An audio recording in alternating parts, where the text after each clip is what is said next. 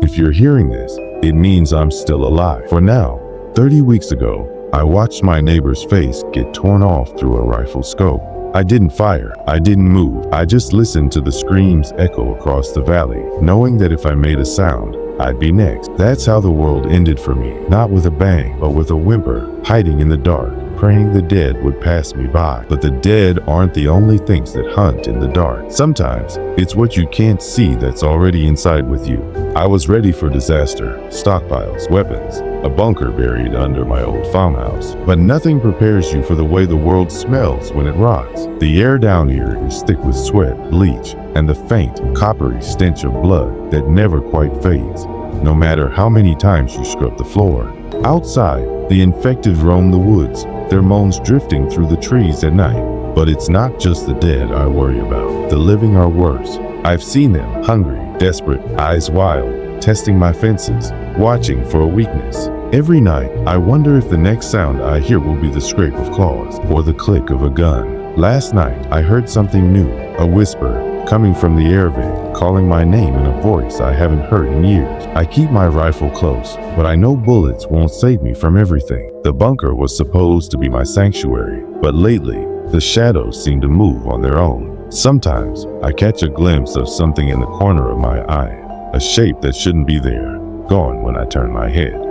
I started locking the inner doors, even though I'm the only one with the keys, or at least, I thought I was. The generator's running low, and every time the lights flicker, I feel the walls closing in. Supplies are dwindling. I haven't slept more than an hour at a time in weeks. But the worst part isn't the hunger, or the fear, or even the dead outside. It's the feeling that I'm not alone down here anymore.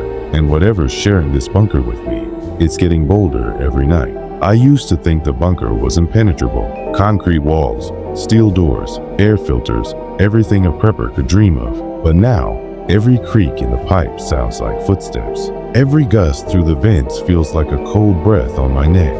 Last night, I found muddy footprints in the hallway. They weren't mine, and they were too small to belong to any adult. I checked every camera feed, every motion sensor. Nothing. The monitors flickered with static, and for a moment, I thought I saw a shadow dart past the storage room. I told myself it was just my imagination, but the feeling of being watched never left. When I went to check the food stores, I found one of the cans open, its contents spilled across the floor in a sticky, dark smear. Something had clawed it open from the inside. I tried to radio for help, but all I got was static and a faint, garbled voice whispering numbers I didn't recognize. I haven't heard another living soul in weeks, but now, every time I close my eyes, I hear that same whisper, closer and clearer. Tonight, I heard scratching at the door to the generator room. Slow, deliberate, like fingernails on metal. When I called out, the scratching stopped, but something started laughing,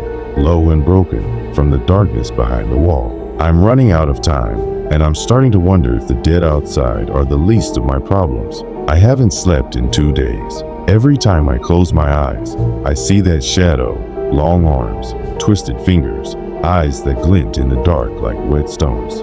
I keep telling myself it's just the stress, the isolation, but the evidence keeps piling up. This morning, I woke to find my emergency radio moved from the shelf to the center of the floor. Its battery drained and the dial set to a frequency I've never used. I tried to convince myself I'd done it in my sleep, but deep down, I know better. The bunker is sealed. No one should be able to get in or out without me knowing. But the air feels colder, heavier, like something is pressing in from all sides. I heard footsteps in the ventilation shaft above my bed last night, soft, shuffling like bare feet dragging across metal. When I shined my flashlight up, the sound stopped, but I could see handprints smeared in dust on the inside of the vent cover. I've started talking to myself, just to fill the silence. Sometimes, I hear a voice answer back, echoing my words in a distorted, mocking tone. I tried to record it, but every playback is just static and a faint, wet breathing. Tonight, the lights flickered and died for almost a minute. In that darkness, I heard the unmistakable sound of someone breathing right behind me, so close I could feel the warmth on my neck. I barricaded myself in the control room, clutching my rifle and listening to the generator sputter in the dark. The air was thick, heavy with the scent of oil and something else, something sweet and rotten, like spoiled meat.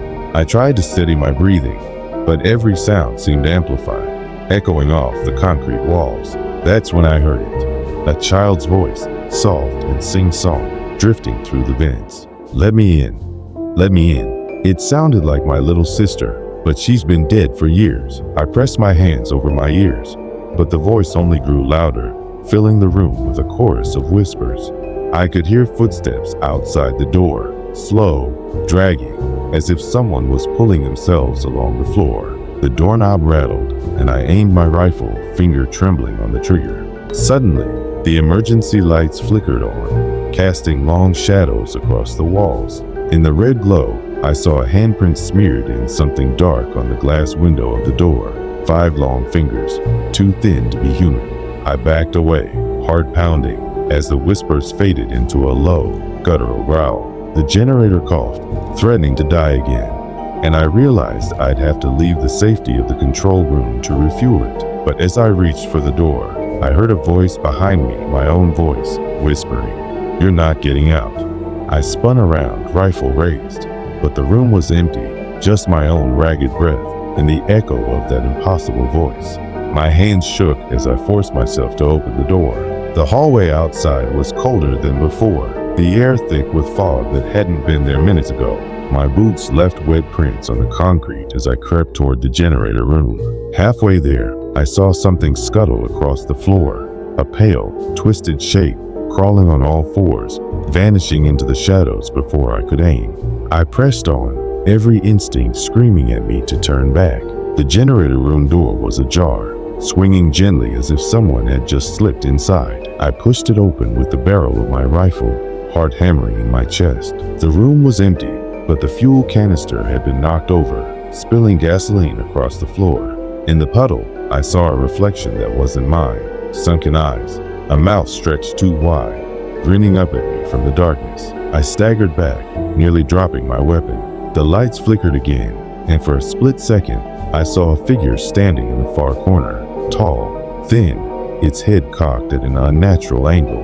It vanished as soon as I blinked, leaving only the echo of laughter and the stench of rot. That's when I realized, whatever's in here with me, it's not just haunting the bunker, it's wearing the faces of everyone I've ever lost. I stumbled back through the bunker, every shadow twisting into something familiar and wrong. The whispers followed me, voices of friends and family long dead, all calling my name, all begging me to let them in. I tried to block them out, but the walls themselves seemed to pulse with their words. As I reached the main hall, the emergency lights died for good, plunging everything into pitch black. In the darkness, I heard footsteps, dozens of them, closing in from every direction. I fumbled for my flashlight, but when I finally clicked it on, the beam caught a row of faces staring at me from the far end of the hall. Some I recognized, some I didn't. All of them were wrong, eyes too wide, mouths moving in silent screams. They began to move, crawling and shuffling toward me, their bodies jerking like broken puppets. I ran, slamming myself into the last safe room, barricading the door with everything I could find. The pounding started immediately, hands, claws, something else scraping and thudding against the steel. My radio crackled to life, and through the static, I heard my own voice whisper, "You can't hide forever." Now I sit here, rifle in hand, waiting for the next breach. The dead outside are nothing compared to what's inside with me. If you're hearing this, remember, sometimes the worst monsters are the ones you bring with you. And if you ever build a bunker, make sure you're truly alone, because down here, the dead aren't the only things that want in.